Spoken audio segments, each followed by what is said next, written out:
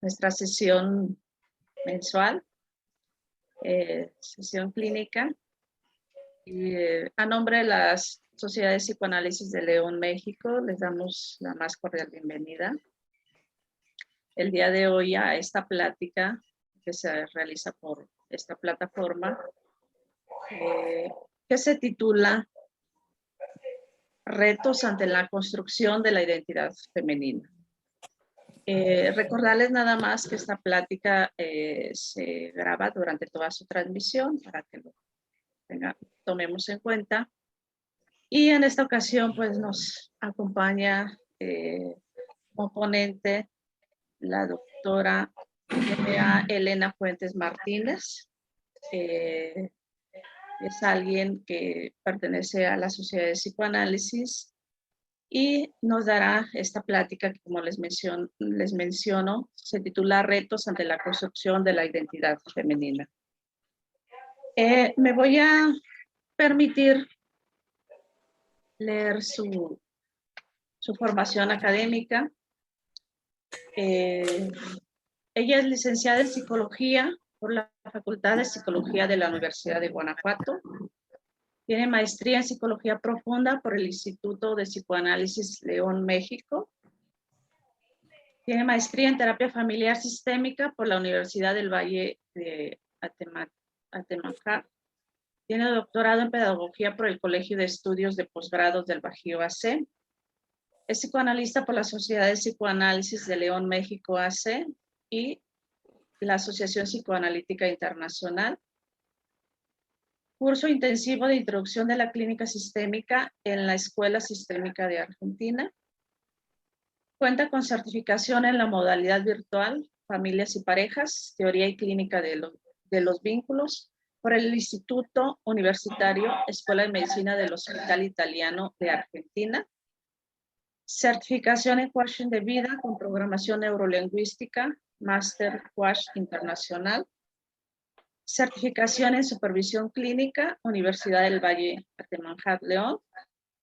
Certificación en didáctica en psicoterapia psicoanalítica, Sociedad de Psicoanálisis León, México. Su experiencia laboral es docente a nivel licenciatura, maestría y doctorado en las siguientes universidades. En la Universidad de Guanajuato, en el Instituto de Psicoanálisis de León, México, Universidad del Valle de Atemajac, Universidad La Salle Bajío, Universidad Iberoamericana de León, de 1985 a la fecha. Supervisora y asesora del personal de psicología del Instituto de Salud Pública del Estado de Guanajuato, Secretaria de Salud del Estado de Guanajuato del 2009 al 2018.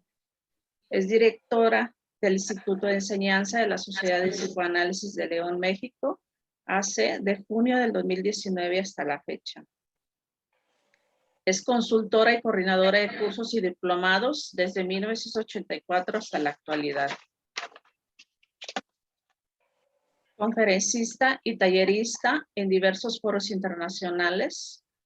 También tiene publicaciones de artículos en revistas nacionales e internacionales sobre temas de psicología y psicoanálisis.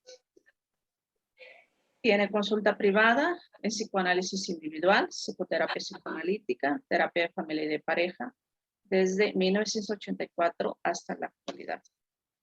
Bueno, pues muy amplio su currículum de nuestra ponente del día de hoy. Y te damos hoy la palabra, Martina. Adelante. Gracias, Angélica. Bueno, antes que nada, a nombre de la sociedad pedimos una disculpa porque se estuvo promocionando previo a esta plática, esta charla, otra con el tema de masculinidades, pero la persona que nos iba a dar la sesión científica, por motivos personales, no pudo realizarla y entonces, pues como yo seguía en la lista, me toca ahora entrar en este turno para estar con ustedes. Bueno, el tema de alguna manera también está atravesado por el que iba a presentar Kay, que era sobre masculinidades. Yo voy a hablar sobre feminidad o sobre identidad femenina y qué pasa en este momento actual con las personas, con las mujeres que estamos viviendo este momento de vida que nos está tocando transitar, ¿sí? Empiezo con un pequeño apartado de lo que sería como una especie de introducción, de cómo el analizar el ser hombre o el ser mujer solamente lo vamos a poder comprender desde el intercambio intersubjetivo que vivimos al interior de las relaciones vinculares. Nosotros no somos personas, sino es en relación a un otro. Nosotros nos vamos construyendo como hombres o como mujeres en esta relación vincular con otra persona, ¿sí? Y estas formas que vamos construyendo nosotros, formas de pensar, de sentir, de actuar, de comunicarnos, tanto hombres como mujeres, tienen una base natural que va a estar atravesada por todas las construcciones sociales. Somos seres sociales y entonces todo lo que vivimos, la forma como nos vamos realizando y desarrollando como personas, va a tener en cuenta o va a estar en este bagaje social del tiempo, del momento sociocultural que nos está tocando vivir. Voy a partir con la definición de algunos conceptos que son importantes para de ahí pasar a lo que serían las intersubjetividades o estos retos que la mujer en estos momentos estamos viviendo a cualquier edad que tengamos, ¿sí? Algunos aspectos inseparables de la identidad del sujeto, como les decía, remiten a lo social, a lo histórico, así como a las circunstancias físicas de la existencia humana. Y de este modo se pueden reconocer las categorías de género, de clase, de raza y otras categorías que nos constituyen como personas, ¿sí? Y que desde la cultura nos proporcionan el espacio y las condiciones para nacer, para desarrollarnos y para vivir. Todas estas condiciones y procesos culturales y psicológicos van conformando la identidad, y en este caso, la identidad de la mujer. Estamos hablando de la mujer, entendiendo entonces por identidad subjetiva la construcción de la imagen de sí mismo, del yo ideal estructurado a partir del inconsciente de los padres y abuelos y de los ideales narcisistas. Fíjense cómo estamos hablando de nuestra identidad. Va más allá del aquí y el ahora, va más allá del momento en que nacemos. Nuestra identidad, nuestro ser hombres o ser mujeres, tiene que ver con nuestra familia de origen, con nuestros ancestros, y tiene que ver con ese inconsciente que nuestros padres heredan y que nos van transmitiendo a través de los vínculos con los que nos vamos nosotros desarrollando, ¿sí? Por otra parte, también es importante diferenciar el hecho de que las identidades se establecen, las subjetividades se construyen. Una identidad se va estableciendo con una serie de condiciones desde las que nace el sujeto, pero la subjetividad la vamos construyendo. Esto que yo siento, esto que yo vivo contigo, con el otro, esto que el otro siente y vive en reciprocidad conmigo, va constituyendo lo que conocemos como intersubjetividad. Mi subjetividad y tu subjetividad me van dando un espacio de relación, ¿sí? Y entonces esta intersubjetividad la vamos construyendo nosotros. Adentrándonos un poquito a lo que es la identidad en la mujer. Bueno, pues esta identidad como mujeres va a estar constituida por el conjunto de características sociales, corporales y subjetivas que habíamos visto antes, lo que yo siento en relación con un otro y lo que el otro siente en relación a mí, que están caracterizando estos vínculos de una manera real y simbólica.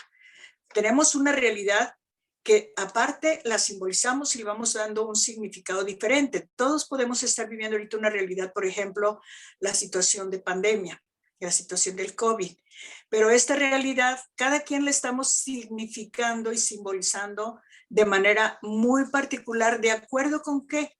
Con las vivencias que hemos tenido en el curso de la vida.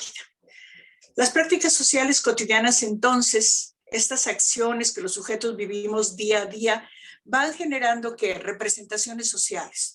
Nosotros vamos representando nuestro mundo social, vamos haciendo acá significaciones y estas representaciones van constituyendo lo que conocemos como una identidad social. Por ejemplo, si yo me constituyo como psicóloga, yo me represento en un mundo social como psicóloga. Si yo me constituyo como mamá, yo me represento en el mundo social y me relaciono con mamá. Si yo me constituyo como amiga, me relaciono en un mundo de amigas. Y entonces estas experiencias de la vida cotidiana, que por mucho tiempo no fueron investigadas porque eran así como dejadas de lado, Hay un autor, psicoanalista por cierto, Serge Moscovici, que acuña el término de representaciones sociales y lo convierte en un concepto, pero también en una metodología para investigar lo cotidiano. Y dentro de lo cotidiano está precisamente, pues, cómo nos convertimos sujetos sociales, cómo vamos siendo sujetos sociales, ¿no?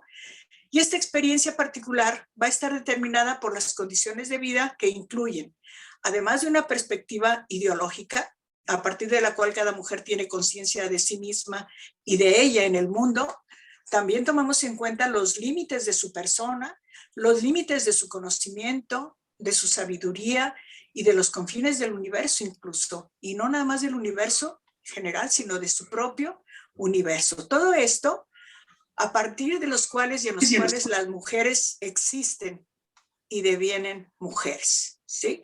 Esto lo dice Lagarde en el 90.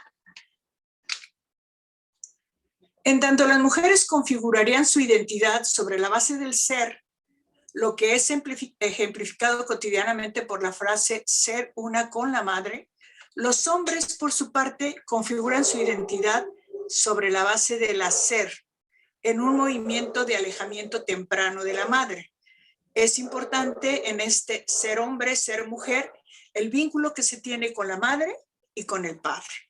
Y esto nos va haciendo desarrollar una identidad femenina o masculina en el caso de los varones. Esto lo dicen Burin y Bleichbar. Es decir, se va dando una identificación especular. ¿Qué quiere decir? De espejo, de cara con el otro, en donde yo me veo en el otro, pero también el otro se ve en mí, ya que lo que el sujeto busca en esa imagen es la unidad mental que le es inherente y que le hace sentirse uno mismo en relación al otro. Yo me veo en el otro, pero en el otro que me devuelve una imagen integrada, no una imagen fragmentada. Si el otro me devuelve una imagen fragmentada, empiezo a generar vínculos patológicos que no van a ayudar ni a mi desarrollo ni al otro, y mucho menos a una posible relación. Partimos a otro concepto que es el de la subjetividad. ¿Qué entendemos por subjetividad? Bueno, pues es un concepto que en su perspectiva más amplia pertenece a la línea anglosajona feminista, que tiene que ver en relación con el self y en relación con el otro.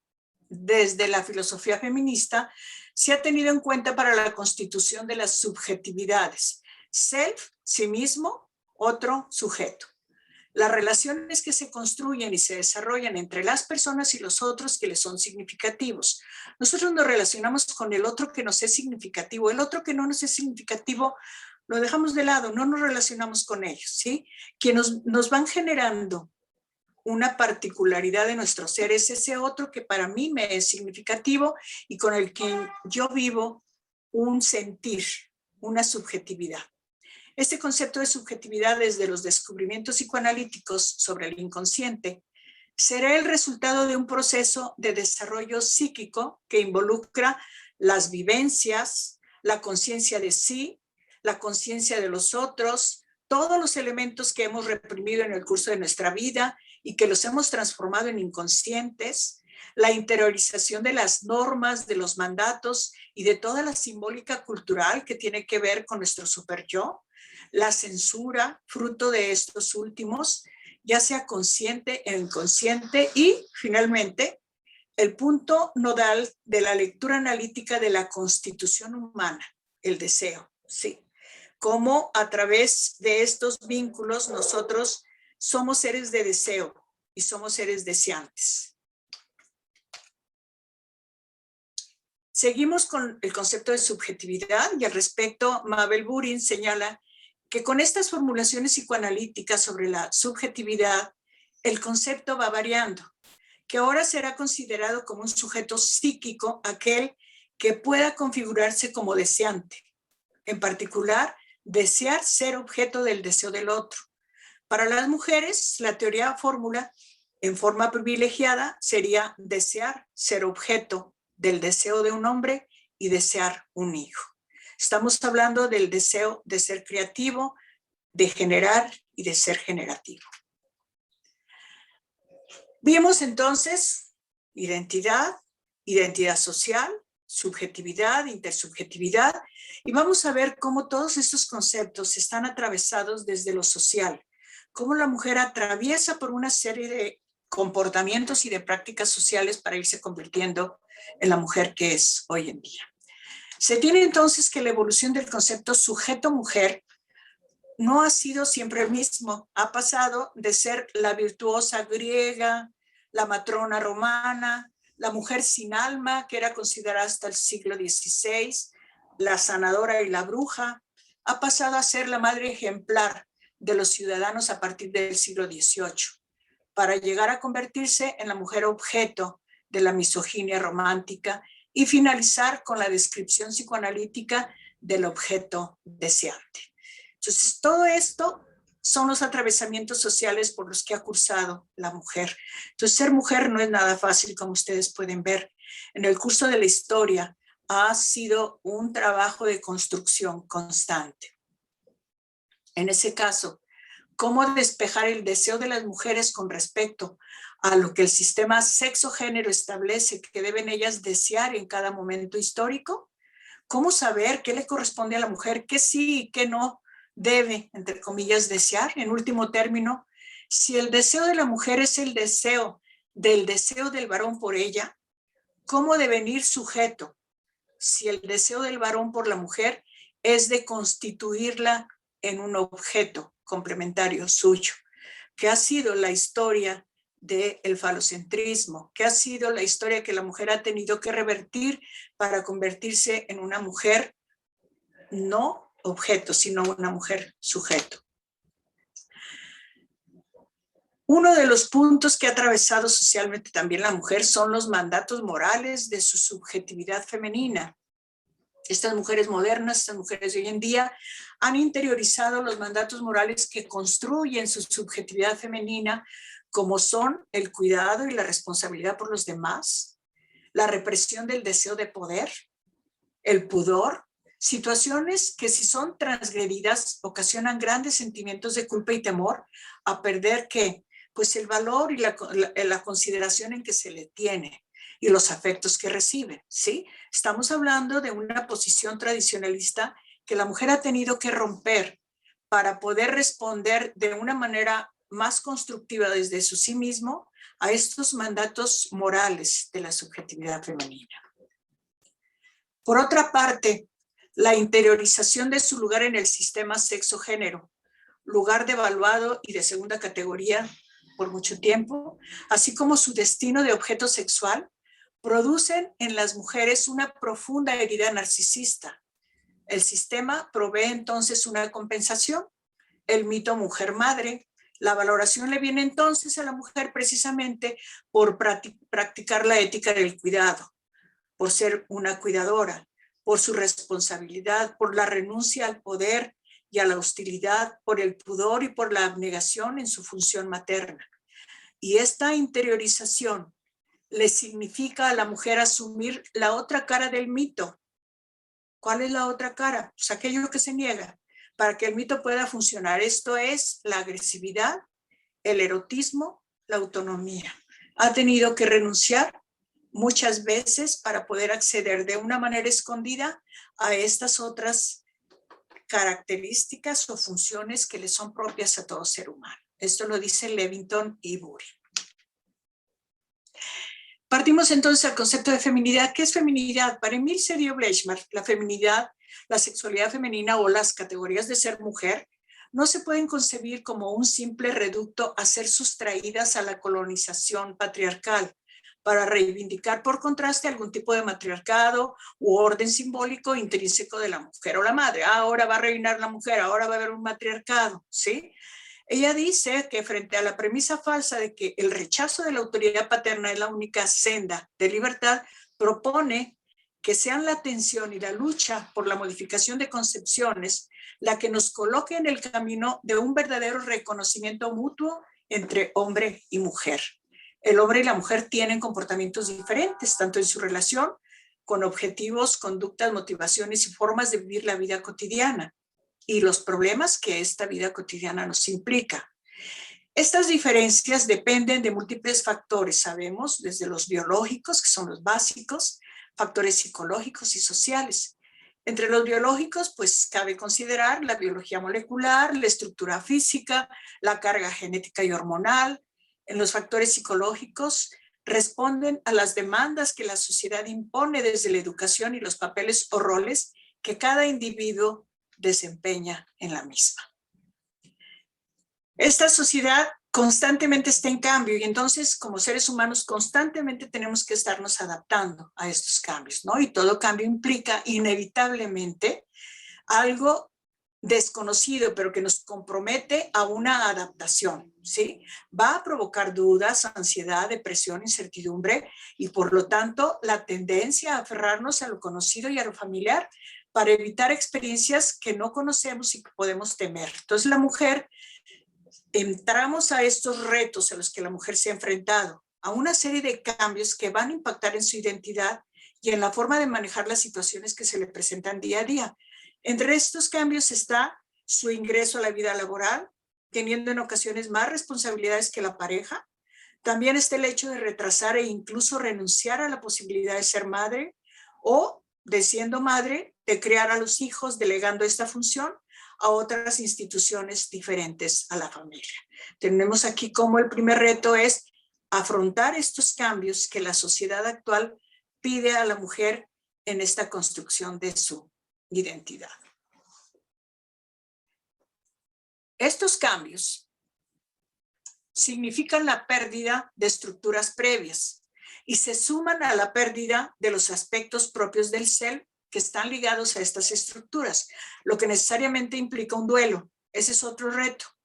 No nada más tenemos que afrontar estos cambios, sino que tenemos que elaborar un duelo y un proceso de adaptación activa. Yo tengo que elaborar el duelo por aquellas estructuras que por mucho tiempo nos dieron seguridad y adaptarnos ahora de una manera activa, no de sometimiento, no sometida ni pasiva, sino una adaptación activa a lo que estamos viviendo.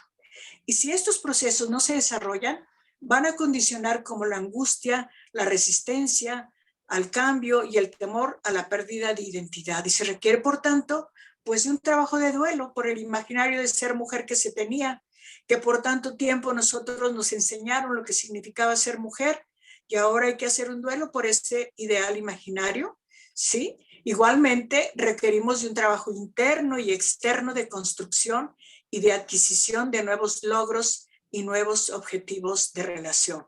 Este es otro reto. Tenemos que adquirir nuevos logros, tenemos que tener nuevos objetivos relacionales con quienes convivimos día a día.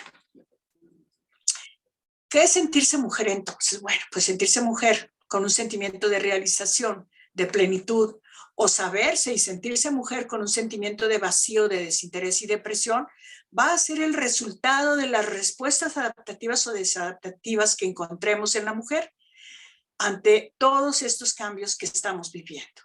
La sobredemanda producto de estos cambios sociales puede generar niveles de estrés negativo, no de ese estrés positivo que nos puede empujar al crecimiento y al desarrollo, sino de un estrés que puede predisponer a la depresión.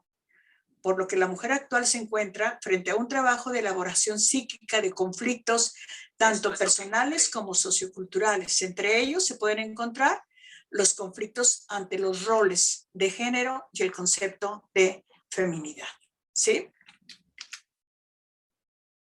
Algunos de estos estados depresivos en las mujeres están relacionados con los roles de género, decíamos, que están tipificados por la cultura.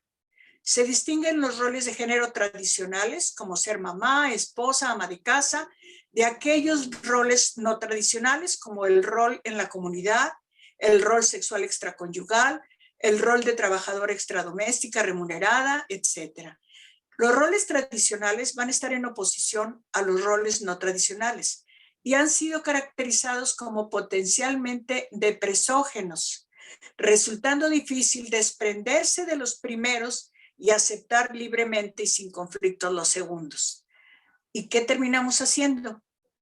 Duplicando roles. Y entonces, ahorita en la actualidad, pues podemos ver que la mamá, es trabajadora en casa, es maestra de sus niños, es enfermera, es cuidadora de sus padres, es apoyo de su comunidad, o sea, que cubre tanto los roles tradicionales como los roles no tradicionales y va duplicando o a veces hasta triplicando sus funciones, lo que va generando pues una mayor carga de estrés. El concepto de feminidad entonces como conjunto de características que modelan o que nos dan el modelo de ser mujer está conformado por una serie de actividades y de intereses, ¿sí? Que como fuente de satisfacción, orgullo y poder en la mujer están fundamentados en áreas como la política, la ciencia, las artes, y se oponen al rol tradicional asignado a la mujer en la etapa de la vida en que se conformó su identidad. Por ejemplo, ¿no? Cuando yo conformé mi identidad y la consolidé en la adolescencia, estamos hablando de una época social totalmente diferente y ajena a lo que es ahorita, ¿sí? Yo recuerdo que a mí mi mamá me dijo, la carrera es para los varones, si usted quiere estudiar, trabaje. Y bueno, pues nos hicieron mujeres muy fuertes porque tuvimos que trabajar para poder estudiar. Pero entonces la identidad que ahorita tenemos es una identidad que se ha ido construyendo a través de una serie de generaciones, porque ahora las generaciones ya no son de 20 años de diferencia, ya con 5 o 6 años vemos generaciones diferentes y la brecha generacional cada vez está más cerrada. El hecho de no poder cumplir muchas veces con este ideal con el que nos conformamos como mujer genera insatisfacción y puede subjetivarse en términos de heridas o de pérdidas narcisistas, y entonces el trabajo de elaboración del duelo y de la crisis que está viviendo la mujer se estanca, se sigue invistiendo lo perdido y a las representaciones del yo que están soldadas a él, y el paisaje psíquico se tiñe de gris, se deprime la persona, y al igual que sucede con el duelo, este se vuelve patológico, ¿sí? Y entonces muchas veces la mujer de clase de edad media o de edad avanzada se queda viviendo allá en el pasado, en lo que pudo haber sido, en la idealización, con una gran dificultad de vivir el aquí y el ahora. Ese era otro reto. Tenemos otro reto, este es un reto mucho más en lo social, que es lo que Burin y Meller denominan techo de cristal. Es otra condición común compartida por las mujeres que trabajan fuera del hogar y que constituye también un factor ansiógeno, el techo de cristal. Este concepto hace referencia a la superficie superior invisible en la carrera laboral de las mujeres, difícil de traspasar. Es una barrera que les impide seguir avanzando. Parte de este techo de cristal, como límite, se gesta en la temprana infancia, pero va adquiriendo una dimensión más relevante a partir de la pubertad. Los rasgos encontrados permiten comprender la doble inscripción del techo de cristal. Por un lado es una realidad cultural opresiva y por otro lado es una realidad subjetiva decepcionante, como dicen Burin y Meller. La agresión excesiva resultante de esta lucha por el poder es factible que lleve a un estado de insatisfacción personal, que se puede manifestar en una autodestructividad primitiva. Y entonces, ¿qué pasa con la mujer? Se llena de ira, se llena de enojo ante estas situaciones de autoritarismo, de poder, de no poder ella realizarse a pesar de tener las condiciones y las características necesarias. Y en lugar de resolverse en el afuera, esta agresividad se introyecta y se constituye en núcleos melancólicos depresivos o en núcleos de ansiedad persecutoria. Hay otro concepto que se ha acuñado últimamente y que algunos teóricos lo están relacionando con la situación que las mujeres estamos viviendo o están viviendo, sobre todo las más jóvenes. Yo estoy tranquila en mi casa, pero de estar encerradas en casa, de estar cuidando a los hijos, a los padres, a los hermanos, a los familiares cercanos, y a esto se le ha denominado paredes de cristal. Ahora tenemos una pantalla que nos limita el mundo externo. Ahora tenemos un suelo pegajoso que no nos permite despegar, que no nos permite caminar. También se suele conocer entonces esto como pegajoso, que agrupa las fuerzas que mantienen a tantas mujeres atrapadas en la base de la pirámide económica y desde la cual les resulta difícil ascender, sobre todo porque funcionan muy bien en la base piramidal y muy bien Muchas veces la mujer está sosteniendo la economía de todo un núcleo familiar. Ese techo de cristal que impide a las mujeres alcanzar las metas profesionales para las que están preparadas parece invisible, pero las estadísticas nos dicen que no es cierto. Las estadísticas nos demuestran que esto es una realidad.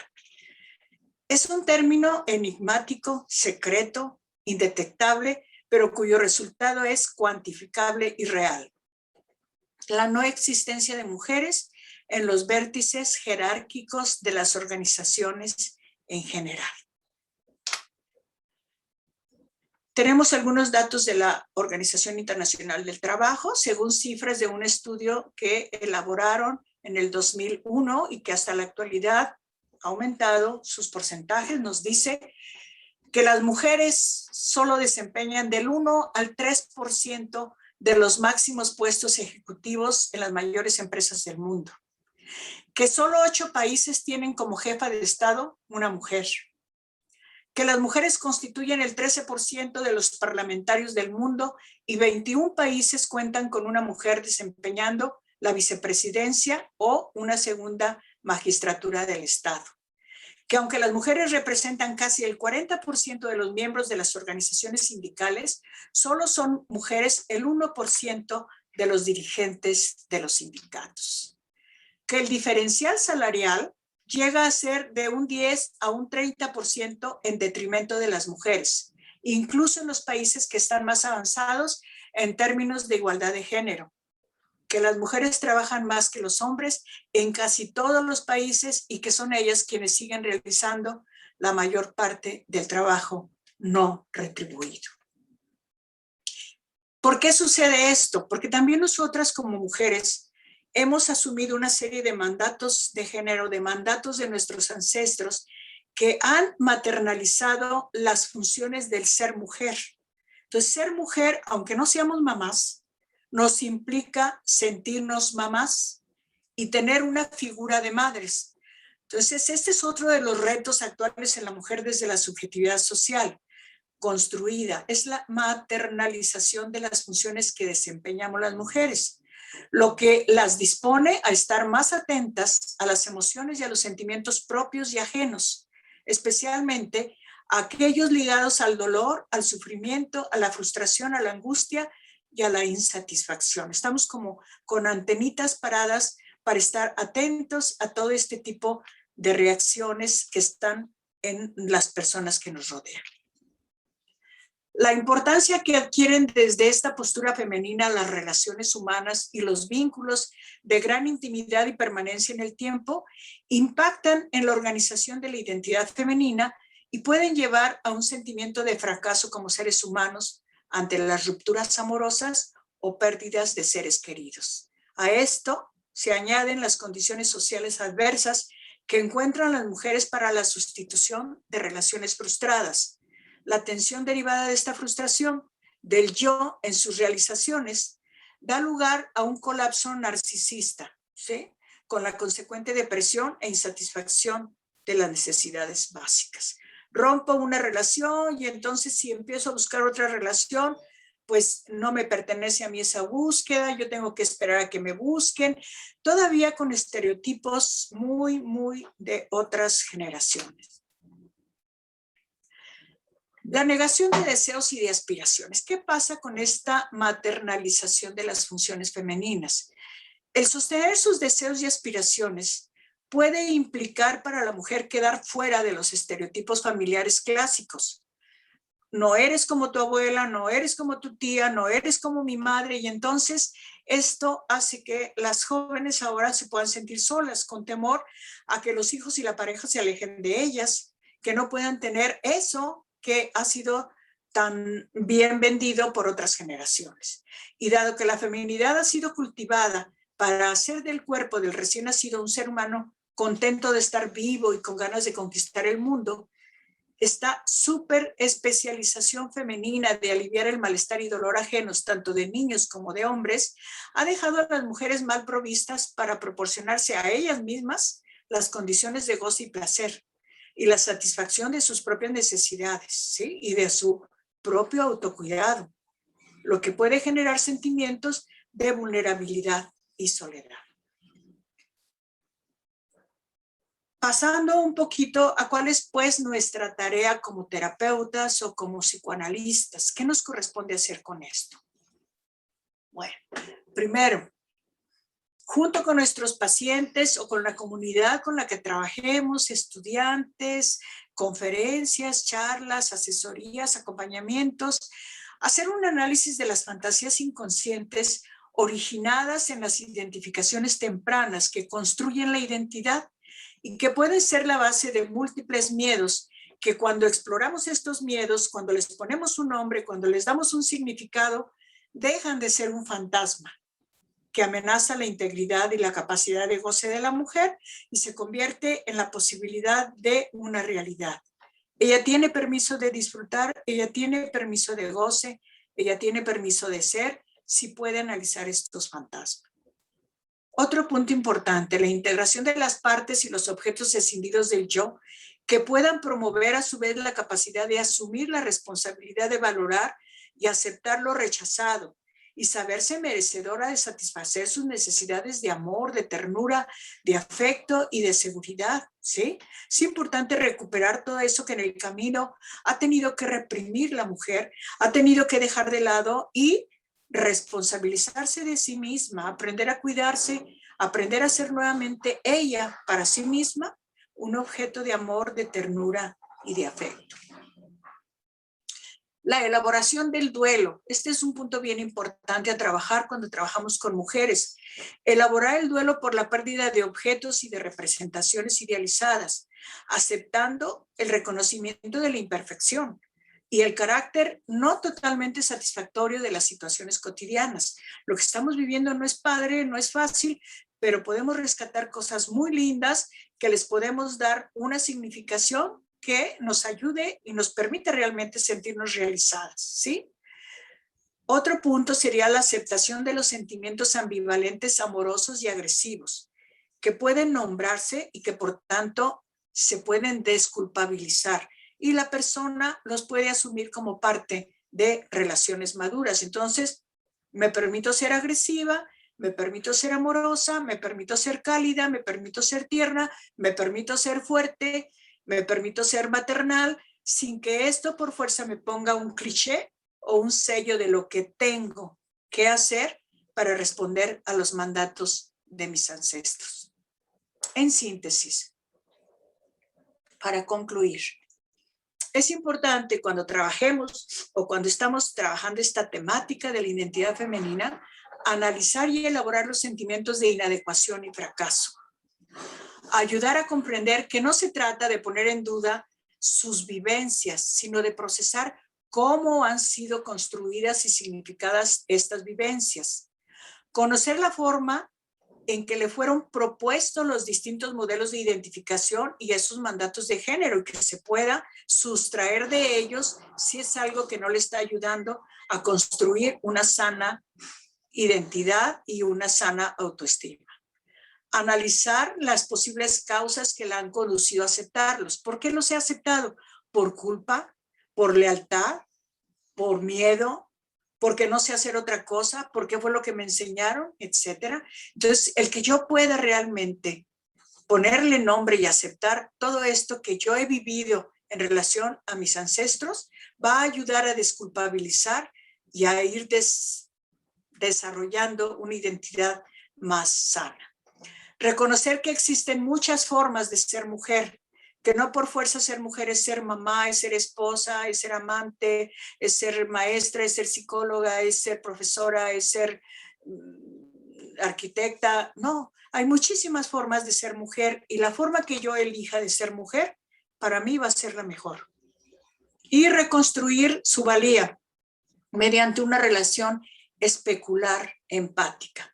Por eso necesitamos psicoterapeutas y psicoanalistas que podamos espejear al otro, que podamos estar con la mujer y desde esta postura empática de comprensión y de apoyo y de aceptación para con nuestras consultantes. Estas son las referencias que utilicé para este trabajo, estas y estas. Bueno, es todo. Y muchas gracias, Malena, por excelente ponencia. el día de hoy vamos a hacer un cambio en la dinámica, entonces vamos a dar la palabra a los asistentes. Sí. Son conceptos muy importantes los que nos acabas de mencionar. Y bueno, hoy en la actualidad que es ser mujer, ¿no? Y es distinto en los diferentes lugares o culturas. Entonces damos la palabra a los asistentes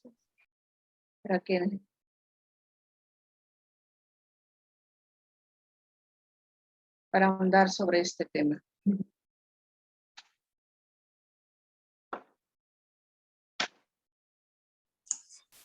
Si tienen alguna pregunta o algún comentario, bienvenidos en este momento.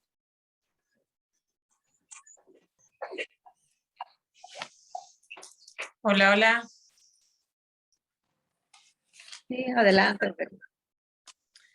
Hola, buenas noches. Buenas noches. Ay, pues gracias a Malena por poner nuestro nombre femenino en alto. Pues dijiste muchísimas cosas interesantes, no sé por dónde empezar. Fueron muchas cosas.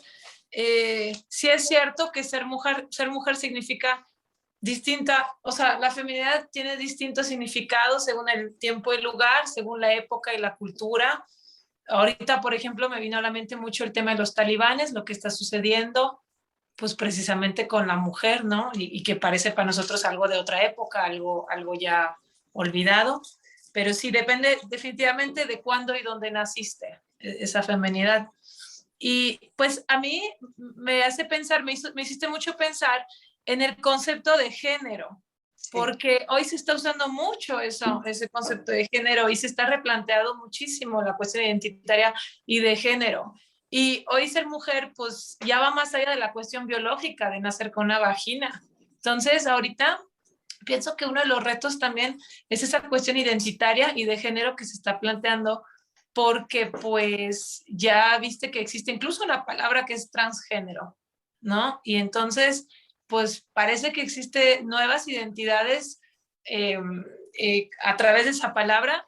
Y entonces, ¿cómo? O sea, yo me pregunto, ¿no? ¿Cómo se articula toda esa cuestión de la feminidad cuando no naciste biológicamente mujer, pero que sí te vives mujer, como esas personas que existen muchos tipos, ¿no? De personas, ¿no? Desde que se visten como mujer o que se llegan a operar y que se vuelven mujer, ¿no? Y que incluso por ahí puedes leer muchas cosas acerca de las personas que ahora, incluso ya operados, intentan tener hijos, viajan a Brasil porque ya existe una cirugía para que se embaracen. Entonces, sí me pregunto como todo lo que dijiste en cuanto al género y en cuanto a que es una identidad, la feminidad es una identidad que se construye, pues cómo lo enfrentamos eso ya con estos nuevos retos, porque hoy en día, al menos en nuestra cultura occidental, en nombre de la libertad se está justificando mucha patología y se está ocultando y se está también sesgando de que pues muchas veces aquí existe una patología que hay que entender, que hay que comprender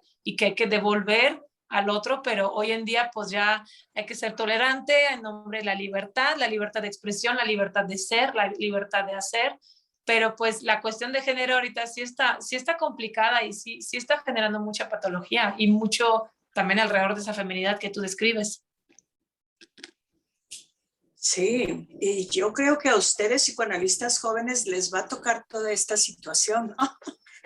Porque estábamos viendo ahorita cómo la identidad es algo que se va desarrollando a través de este espejeo con los objetos originales, pero que la subjetividad y por lo tanto en este caso la identidad de género tiene que ver con una construcción, ¿sí? Con una construcción que pudo haber sido patológica, pero pudo haber sido biológica. No sabemos todavía como todos estos componentes biopsicosociales que comprenden estas nuevas identidades. Y yo creo que lo que vuelve patológica una situación es la no aceptación, la no comprensión y el dolor psíquico que no se puede procesar, que no se puede significar, ¿sí? Yo no sé qué tanto estas personas con un cambio de sexo, por ejemplo, puedan realmente hacer una significación de este cambio sin un dolor mental que las patologice, ¿sí? Yo creo que en lugar de hablar de patología, yo hablaría de dolor, de cómo hacer para que este dolor mental se pueda significar y pueda tener un sentido y dársele un sentido de vida. Y si es cierto, pues eso les va a tocar todo a ustedes. Nosotros ya estamos haciendo como una síntesis, ¿sí? Ya acompañando a lo mejor a las nuevas generaciones, pero acompañándolas desde construcciones que en nuestro momento no tuvimos, ¿sí? Gracias. Gracias, Male. Sí.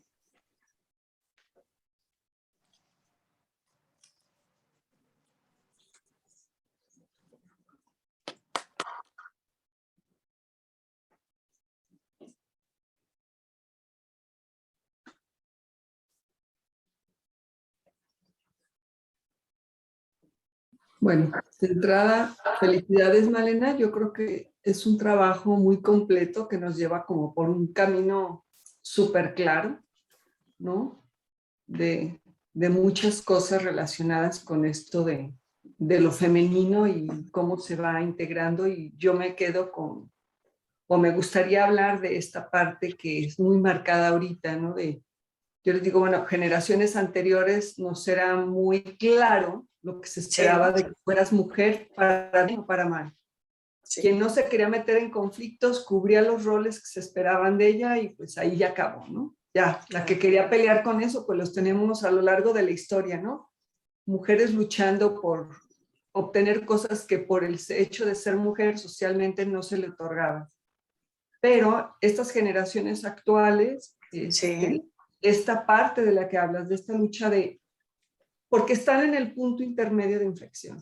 O sea, para nosotros era ser mujer, ser mamá, ser esposa, ser hija y bueno, aparte cubrir tu rol si querías estudiar y ser profesionista. Nos quedaba claro, ¿no? Y aceptamos eso, que nos tocaba hacerlo todo.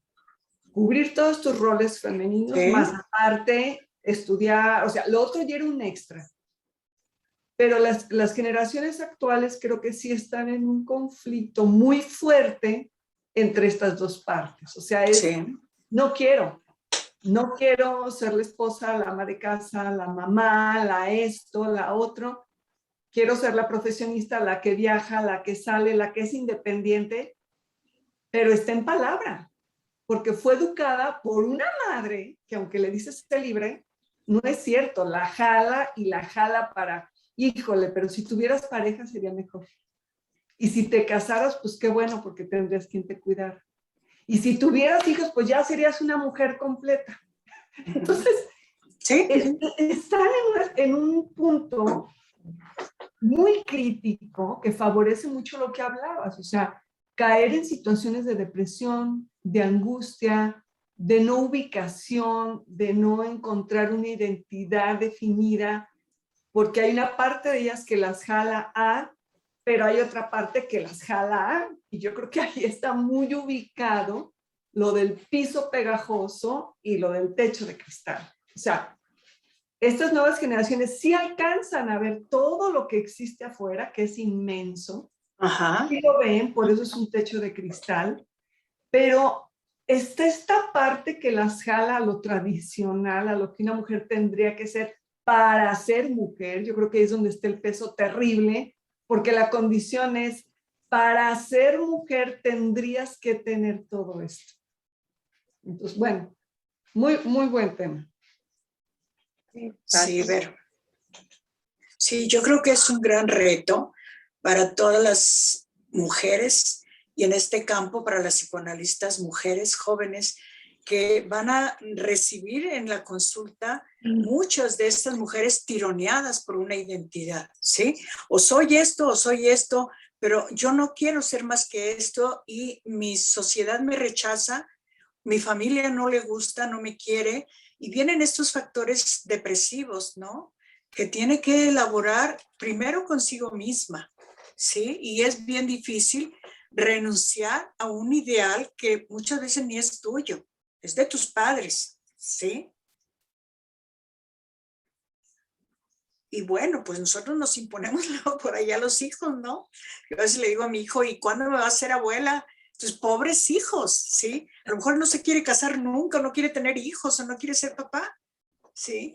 Imagínense esto todavía puesto en una mujer que es más señalada porque tiene que ser mamá, porque tiene que aprender a tener estos cuidados para con los demás, ¿sí?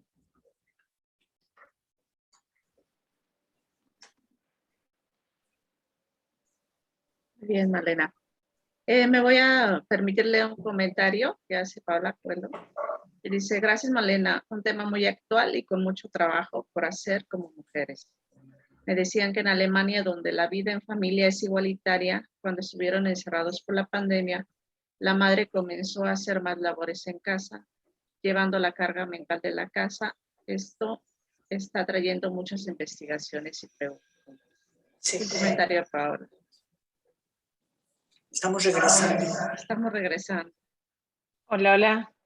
Adelante. De lo que decía Vero, del piso y del techo, Ajá. pues es que realmente las cosas parece que no se logran conciliar porque parecen roles antagónicos. Tú decías, la mujer duplica o triplica los roles, pero es un desgaste mental muy grande porque no son roles complementarios aparentemente en la sociedad. Sí, pero en realidad el conflicto interno hacen que son roles antagónicos porque Sí. parece que para hacer una cosa renuncio, parece que una cosa jala un pedacito de la otra. Entonces, o sea, si le echo mucho a la carrera, pues me pierdo lo otro, pero si le echo mucho al ama de casa o a lo que sean los roles tradicionales, pues me pierdo de lo otro. Entonces, como tú hablabas de duelo, parece que no parece posible o factible gozar del todo, despegar las suelas del zapato, del piso pegajoso y volar más allá del techo de cristal. O sea, parece que finalmente hay que cortarse un poquito en pedazos y renunciar y hacer duelo poquito por acá y poquito por allá para poder hacer de los dos. Pero qué dolor, ¿no? Pues sí, es una parte que nosotros, al menos ellos sí, en el occidente, porque pues te digo, o sea, en otras culturas y en otras culturas, al menos hoy, si hablamos de hoy, en otras culturas, pues realmente es un problema que no se plantea todavía, ¿no? Aunque de pronto lo ves, ¿no? En otras culturas, por ejemplo, ves a mujeres de Dubái, de los Emiratos Unidos, muy tapada, muy tradicionales, pero muy con ganas de lucirse y les gana de todos modos ponerse unos anteojos Chanel y la pintura bien escondida, pero, o sea, finalmente, pues, el tiempo va avanzando y la mujer y la feminidad también se vuelve a resignificar con el tiempo. Entonces aquí, pues, estamos en otro dilema, que es ese de tener un puesto directivo, de ganar dinero, de ser productiva, de ser reconocida, pero pues sí es algo doloroso y dificultoso porque pues tener el mismo reconocimiento igual de alto, igual de importante en ambos lados, en lo tradicional y en lo no tradicional, es muy desgastante y es culpígeno. Claro. Bueno, gracias, Aureli. Vamos a darle la palabra a Esquivel Emilio. Adelante. Soy yo. Blanca. Perdón. Me colé. Te colaste, bueno. Adelante, Blanca. De mi hijo, perdón. Que tenía dos noches, anuncios, la manita ya y el anuncio abajo. Gracias, Angélica. Bueno, pues igual me uno a las felicitaciones, Malena, pues siempre has presentado trabajos excelentes con una claridad, con una profundidad, ¿verdad? Una coherencia, nos vas llevando gradualmente a analizar, a pensar, a reflexionar sobre conceptos muy complejos también, y yo creo que nos dejas ver esta parte pues investigadora tuya, ¿no? Porque terminas invitándonos a cuestionarnos, ¿no? A pensar, que, bueno, evidentemente este es un tema que ha sido pues muy revolucionario, nos ha cuestionado, como lo menciono, profundamente, y que yo creo que en este momento tenemos más preguntas que respuestas sobre él. Por ejemplo, pensaba una de las cuestiones muy interesantes, esta cuestión generacional, por ejemplo, ¿no? Mujeres que están ahora viviendo este conflicto interno tan profundo, tan poderoso, y cómo están criando a estas hijas, ¿no? A esta siguiente generación. Entonces, en donde está esta división y como tú nos explicas, pues esta feminidad se adquiere a través de estos procesos de identificación complejísimos. Entonces, ¿cómo se puede identificar esta niña con esta madre que está viviendo este complejo proceso, ¿no? Este conflicto tan poderoso, tan doloroso, ¿no? Entonces, y así sucesivamente, generación tras generación. Por otro lado, también tú lo decías al principio de la presentación del trabajo, nos estás dejando ver una cara de la moneda, pero para poder pensarla es necesario también ver el otro lado de la moneda, o sea, lo masculino, ¿verdad? El papel que el hombre está jugando también ante todos estos cambios de las mujeres, ¿no? Cómo ellos están viviendo, cómo se están sintiendo, qué está pasando con estos hombres que están ejerciendo una función paterna muy diferente también, ¿verdad? Que están cambiando también de manera muy importante. Entonces, sí es también muy interesante como poder pensar el otro lado, pero bueno, Sí. creo que son muchos cuestionamientos, ¿verdad? Yo creo que seguramente se van a sumar ahora, pero bueno, felicitarte, Malena, muchas gracias. Gracias, Blanca. Pues ojalá y que por ahí tengamos una charla precisamente sobre masculinidades, ¿no? Claro. Muy bien.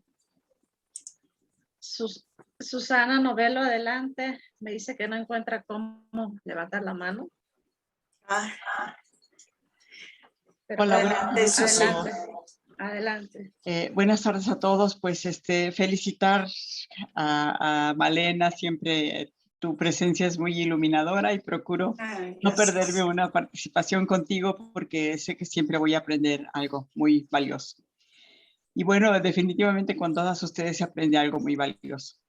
Y bueno, pues sí, yo me pregunto, igual con todo esto que tú planteabas ahora, ¿cómo puede la mujer conciliar esta circunstancia histórica que le toca vivir, en donde pues estamos ciertamente atadas todavía a una madre que nació en los, no sé, a lo mejor en los 40s y hoy son mayores y nos las espejeamos a hacer de un cierto modo?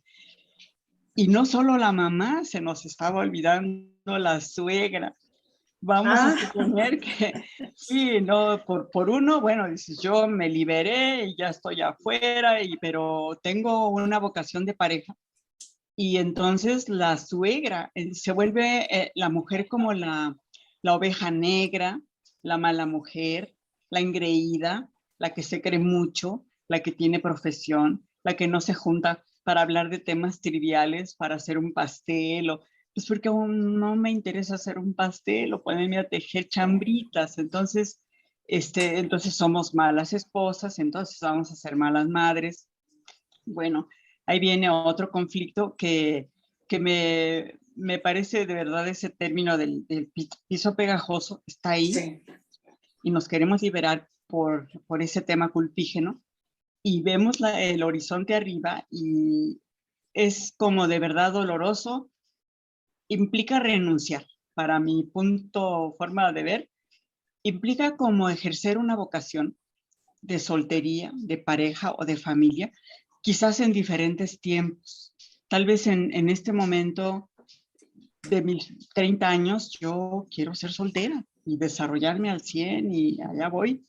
Pero a lo mejor cercano a los 40 empiezo a querer cambiar esa perspectiva, pero sé de antemano, debo saber que implica renuncia. Y es doloroso, ¿no? Al puesto de trabajo, porque va a haber maternidad, porque va a venir una serie de responsabilidades que no son compatibles con un puesto. Sí. Y que yo entiendo a veces a los empleadores que no discriminan, es que no cumple aquella persona el perfil, porque está casada, porque tiene hijos, porque no lo cumple. ¿Por qué? Porque le va a dar un montón de problemas y el empleador, en su papel de empleador, pues tiene todo el derecho de decir, así no me sirves, ¿no? Y luego viene ese rol de, pues ese rol de mamá no se va a acabar nunca. Va a implicar probablemente cuando el niño sea más independiente o la niña, volver de manera parcial, pero nunca va a volver a ser al 100. Es un tema de verdad muy complejo y ese tema siempre va a estar el horizonte allá y la mamá va a estar acá porque es prácticamente imposible liberarse. Yo así lo veo y sí, comparto con ustedes la preocupación de qué va a pasar con las generaciones futuras. Esos niños o esas niñas que están siendo hoy condicionadas a un nuevo estilo de vida, pero ya ni siquiera parecido a lo que en algún momento nosotros vivimos o nuestras hijas, sino ya los nietos, ¿no? Que van a vivir con el cubreboca, que van a vivir aislados, que no me toques, que el aire que respiras me hace daño, que, no sé, viene de verdad a las psicoanalistas jóvenes, y digo casualmente veía la galería en este chat y me doy cuenta que al menos un 80% somos mujeres. Sí. Entonces va a tocar fuerte, fuerte, quién sabe qué va a pasar con esta ideología de género. Va a haber mucho trabajo, eso sí, mucho conflicto, pero tristemente, pues ese va a ser el costo para que haya mucho trabajo. En fin, agradezco mucho la oportunidad de participar y de expresar estas ideas. Muchas gracias, Malena. Te aprecio. Gracias. Gracias, Susi, por tus ideas y compartirnos una mirada distinta. Gracias. Pedro, adelante. Buenas noches. ¿Sí me escucho? Sí. Ya a representar a los varones, Pedro. Representar a los Yo varones. soy del 20% de la galería. Muchas felicidades, Malena. Primero, yo fui pensando todo lo que ibas diciendo en relación a la parte de la construcción de la feminidad y pues yo creo que es muy importante esto, el 20% que estamos conectados, yo creo que nos puede hacer sensibilizar y nos puede hacer ver esos aspectos que de pronto parecieran como muy cotidianos y muy sencillos de cambiar, pero no, yo creo que tienen una raíz muy, muy profunda, muy en la base de nuestra existencia. Y yo iba pensando precisamente en la parte de la formación de la masculinidad, de la parte de nosotros como hombres. A mí me parece que un reto también sería esta parte, este ejercicio de estarnos escuchando. Yo creo que en ese sentido a los hombres también a esta parte nos cuesta muchísimo trabajo. Digo, yo lo hablo por lo que he pensado de mi existencia y de mi cambio paulatino también en relación a cómo me concibo como hombre y cómo a través del tiempo y en mi relación con las mujeres también he ido teniendo esta parte de dificultad para poder entender en ese sentido pues a mis parejas, en la relación con las mujeres, ¿no? Yo creo que ahí hay un punto muy importante. Recuerdo que trabajando en Casa de Apoyo a la Mujer, precisamente había como esta parte en donde pues el programa de mujeres abre un espacio para hombres, hablando pues de todo el empuje que han dado ustedes a esta parte de poder hacer una sociedad distinta, una relación distinta. Entonces yo creo que en ese sentido la parte vincular o esta parte de entendernos es básica para poder hacer un cambio, una transformación, porque de pronto yo creo que hablando de género pareciera que se polarizara esta situación y se viera como una situación de el violentador, a quien violentan, entonces como una parte de falta de entendimiento, yo creo, de los géneros. Yo creo que en ese sentido también sería todo un reto, ¿no? Recuerdo que en algunas ocasiones se hablaba de la idea de formar grupos de reflexión de hombres y mujeres y al menos allí en ese espacio había como cierta resistencia para poder hablar así abiertamente de cómo piensa uno y cómo piensa el otro. Yo creo que ese es un reto muy importante que tenemos. Porque sí, precisamente está tan enraizado en la identidad de los hombres y las mujeres, la forma de ser, el carácter, pues que yo creo que ahí pensando hasta en la biología, ¿no? Pensaba, por ejemplo, en el aspecto de la maternidad, nosotros, pues bueno, vivimos de otro modo cuando nace un bebé. Yo no tengo bebés, pero pues bueno, puedo como pensar en ese sentido y puedo entender que desde la biología hay algo distinto en ambos sexos. Yo creo que eso marca también la identidad, pensando también en nosotros los hombres, como desde la biología hay algo distinto y eso marca también un modo de ser. Lo digo porque de pronto pareciera entenderse como la parte, bueno, si lo vemos como parcializado, el decir que el carácter se forma a través de las vivencias nada más. Yo creo que es como todo este conjunto de aspectos, ¿no? Claro. Nuestra misma época, como tú lo decías, me parece muy importante cómo de alguna manera facilita o flexibiliza precisamente estos cambios. Si lo vemos por el lado amable, yo creo que es algo muy, muy importante, ¿no? Y sí complejo, en ese sentido complejo, porque hablando de la globalización y de lo que vemos de otros países, de otras culturas, pues eso nos influye también. Yo creo que es algo muy importante. Entonces, pues bueno, se me ocurrieron muchísimas cosas, pero yo creo que es como hablando de esta parte, ¿no? De poder también, esto yo rescataría, la idea que yo quise decir es la parte del vínculo, el poder entendernos hombres y mujeres es algo muy importante, porque si uno puede entenderse, puede hacer cosas distintas, puede tener como más tolerancia o puede uno tener otra perspectiva de lo que es el otro y de pronto no juzgar, o sea, no partir desde ahí como viéndolo en un sentido muy bipolar o muy como parcializado en ese sentido. Sí. Y muchas gracias ahora sí, por enriquecer nuestro pensamiento.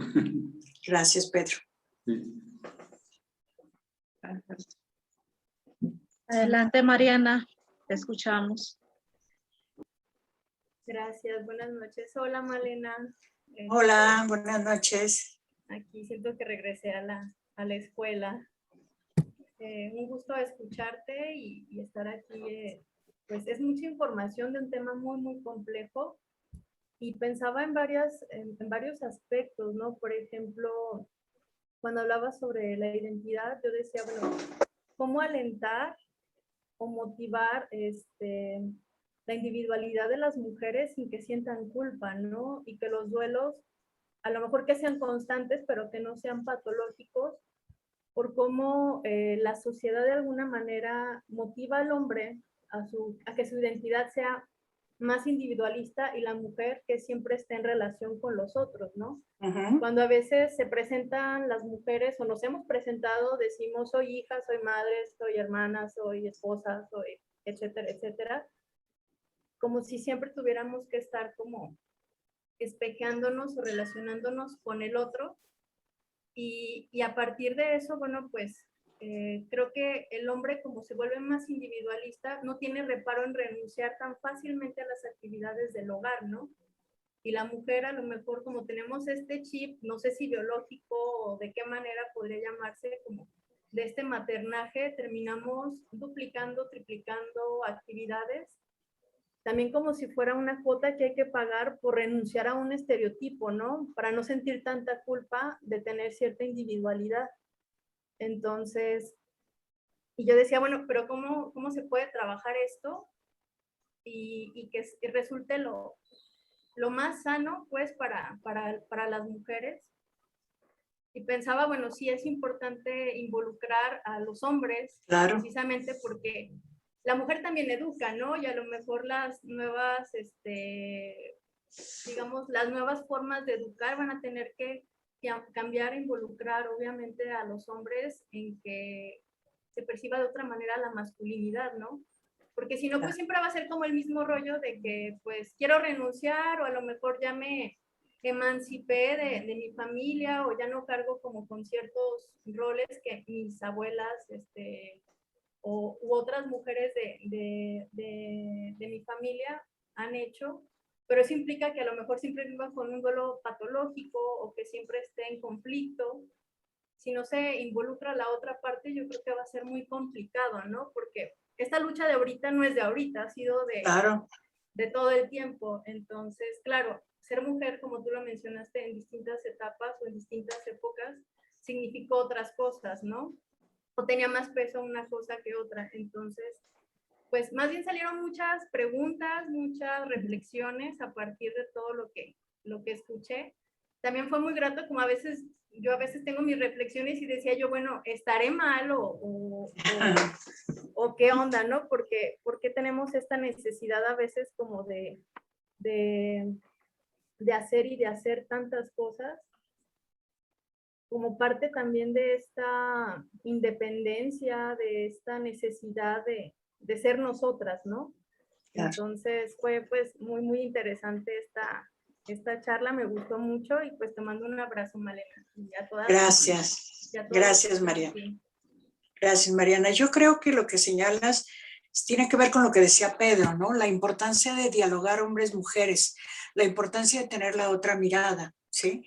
Por eso decía yo que ojalá y pronto podamos tener una plática, una charla sobre masculinidades, porque ser hombre también se construye en relación con ese otro especular que es la mujer y viceversa, ¿sí? Entonces sí es muy interesante poder generar estos círculos de discusión, de plática, de conocimiento entre hombres y mujeres, ¿sí?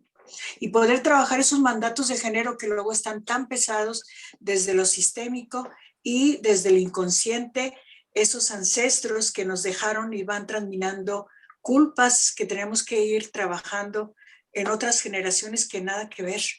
Pero bueno, hay que trabajarlo. Gracias. Gracias. Víctor, adelante. Te damos la palabra.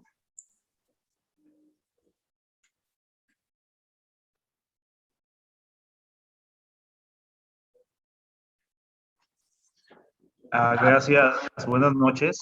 Buenas noches. Bueno, a mí me estaba llamando, tengo una hija y me gustaría que mi hija ascendiera a un mundo más igualitario, ¿no? En cuanto a la identidad de género. Pero que inclusive lo anoté y lo voy a leer textual porque no quería que se me fuera. No se escucha, Víctor. Para más agendas políticas. De repente ahí me preocupa mucho esa ausencia del padre, como no estoy hablando desde un punto de vista machista como lo lleva el feminismo, no, pero se entiende que el padre es el primer amor de una niña. Entonces, ¿qué va a pasar en esta cultura que te dicen no ocupas de un padre para embarazarte? Pero sin embargo se quejan de que no hay un hombre que apoya. O sea, a mí me preocupa mucho eso porque yo como soy médico familiar, lo veo mucho en las familias. Sí. Muchas de las quejas que da en la familia es que el padre no se hace responsable, es que la embarazaron y la dejaron sola, mientras por otro lado estamos en un choque de paradigmas sociales muy, muy fuertes y de agendas políticas que debe haber una igualdad y debemos como hombres proteger a la mujer, pero sí me preocupa mucho cómo yo más adelante, como padre joven, como profesional de la salud joven, voy a tener que explicarle a mi hija estas situaciones de que, oye, no se ocupa un padre. Bueno, yo entiendo que sí con ustedes. Saludos. Víctor, no se escuchaba muy claro, pero bueno, la idea es como tu preocupación de qué pasa cuando falta una figura paterna, qué falta cuando no hay un padre, por qué la queja de la mujer ante la ausencia de un papá. Yo creo que desde el psicoanálisis algo que nos ayude a entender esta postura es que el padre tiene una función. Y cuando hablamos del padre, hablamos de la función del padre, no de un papá real, concreto. Qué bueno que tu hija tiene un papá como tú, que se preocupa por ella, por su futuro, porque aparte de lo real está lo simbólico, y ella va a tener un papá real y un papá simbólico, ¿sí? Y cuando hablamos del padre, hablamos de una función, que es la función que permite ayudar a que esta mujer se identifique en contraste con el otro. A hablar de función del padre hablamos de ley, de poner límites, de respetar una ley, de respetar una serie de normas, desde leyes biológicas hasta leyes sociales, ¿sí? Hablar de la función del padre, por ejemplo, Winnicott hablaba de la función del padre muchas veces la puede ejercer la madre y la función de la madre la puede ejercer el padre. Cuando el padre tiene esta sensibilidad y esta capacidad de reverir, puede hacer funciones de mamá y viceversa. Una madre que puede ser fuerte, firme, tolerante y que clarifica sus objetivos, puede ser una madre que imprime la ley y entonces va marcando lo que es diferente para el niño, ¿sí? Yo creo que es todo un tema poder hablar de rol femenino, rol masculino en la educación de los hijos y que claro que hay mucha preocupación. ¿Qué va a pasar, por ejemplo, con estas mamás que hacen una inseminación y tienen un bebé sin tener un papá real? ¿Sí? Hay un papá real, claro que hay un papá real, pero es un papá negado. ¿Sí? Y entonces, pues sí, se complejiza la situación porque es un padre real, pero a la vez es un padre negado. ¿Sí? ¿Por qué se negó? Sería cuestión de analizarlo en particularidades. Yo sé que es todo un tema, pero a lo mejor esto ayuda a clarificar un poquito estos conceptos. ¿Sí? Bien. Gracias, Malena. Pues muchas felicitaciones aquí te han dejado. Gracias. Realmente le gustó bastante al público esta ponencia. Y también nos preguntan si la plática de masculinidad se va a reprogramar. Mila Hinojosa hace esa pregunta. Y pues nuevamente otra felicitación de Valeria Martínez. Muchas gracias por la ponencia, Malena. Me resulta un tema muy interesante y también de gran importancia. Pienso que este tema es un tema que nos invita a poder repensar el psicoanálisis desde la perspectiva de género. Pues, bastantes felicitaciones, Malena. Gracias, Angélica. Yo creo que nos da tiempo para algún comentario más.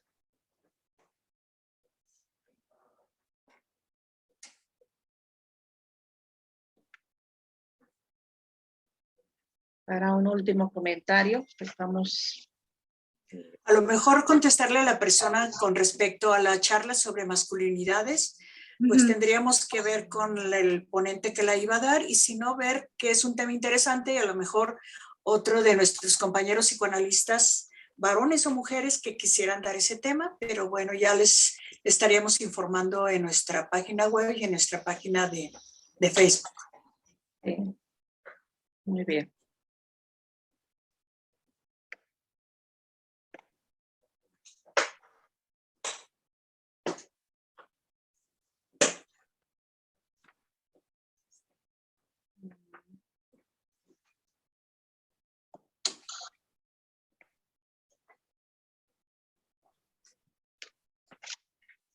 Pues bueno, si no hay otro comentario más, pues agradecemos a todos la presencia a esta charla y pues felicidades, Malena, excelente ponencia, gracias por ponernos a pensar sobre identidad, diversos conceptos que manejaste muy interesantes y me encantó esa frase que pusiste en tu síntesis, ¿no? Que hay muchas formas de ser mujer y bueno, y a nombre de la Sociedad de Psicoanálisis, les damos las gracias por la asistencia a esta ponencia y pues nos veremos para la plática a la comunidad de hoy en 8. Les hacemos la cordial invitación.